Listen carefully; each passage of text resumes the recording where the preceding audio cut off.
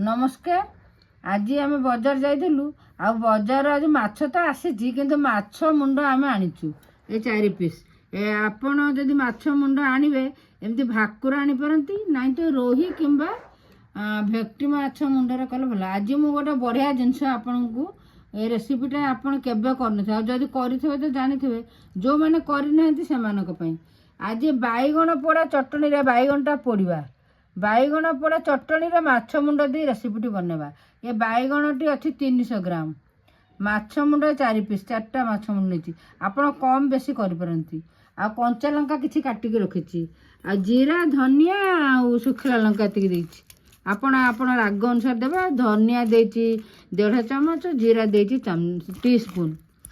अच्छा टमाटो गोटे रखी सब एकाठी बाटी दबा।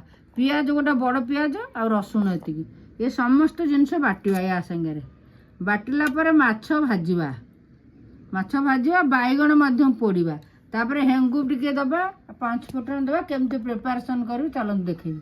आम एमती बाईगण तेल देकरी काटिदेलु पोक फोक काले थब करके ये जंत्र देदी आम पोड़ी पूरा बाईगण हो गला। एबे बाईगण टाके काढ़ीदबा तापर माछ भाजिबा। एबे देखंतु आम कड़ाई सोरिष तेल गरम कले एतेरे देइछि 3 टेबुल स्पून सोरिष तेल। एबे माछ भाजियो सोरिष तेल रे करिवे। जदि आपण सोरिष तेल न खाउतबे ताहले आपण जो तेल यूज करछन खाइबे। माछ भाजियो अब आम जो बाईगण पोड़ी देले तेरे लुण परिमाण मत दबा। मु एति देछि माछ रे लुण दिया हिछि। लुण दे देले लुण दे देला परे धनिया पत्र टिके दे देबा आ कंचा लंका मध्य टिके दे देबा। दे देखि आकु चकड़ी देबा।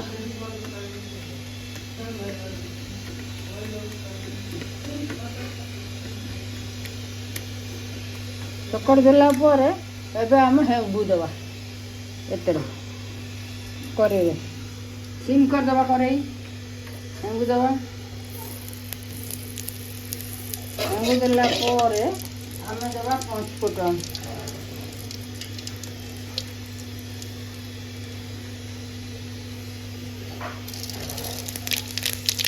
पाँचफोरन देला पर आम जो मसला बाटिक रखते से देदेवा। आगे कषिया ये देखो मसला कषे तेल भी बाहर गला।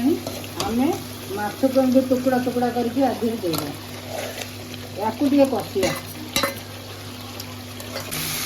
अभी बंधुबान देखते आम माछ मुंड पूरा कषि होगा। आम यही टाइम बाईगण पोड़ाटा देदेवा। एबे देखंतु आमर बाईगण पोड़ा चटनी माछ मुंड दिया पूरा खाइबा पे प्रस्तुत हो गला। आपण एतरे टिके धनिया पत्र दे देबे आ कंचा लंका आम काटिक रखिचु। आम तो देइचु जदि दरकार हो आम दबु नले ना। आ धनिया पत्र तो देलु। अच्छा एमती किए किए माछ मुंड दे बाईगण पोड़ा चटनी खाई जो मैंने खाई निश्चय जानते। जो मैंने न खाई निश्चय बनाई देखो देखो केते बढ़िया लगे। बढ़िया लगिला कि कौन लगिला मते कमेंट रे जनइबे। आ जदि भल लगी था लाइक शेयर सब्सक्राइब करने को जमा भूलबेनी।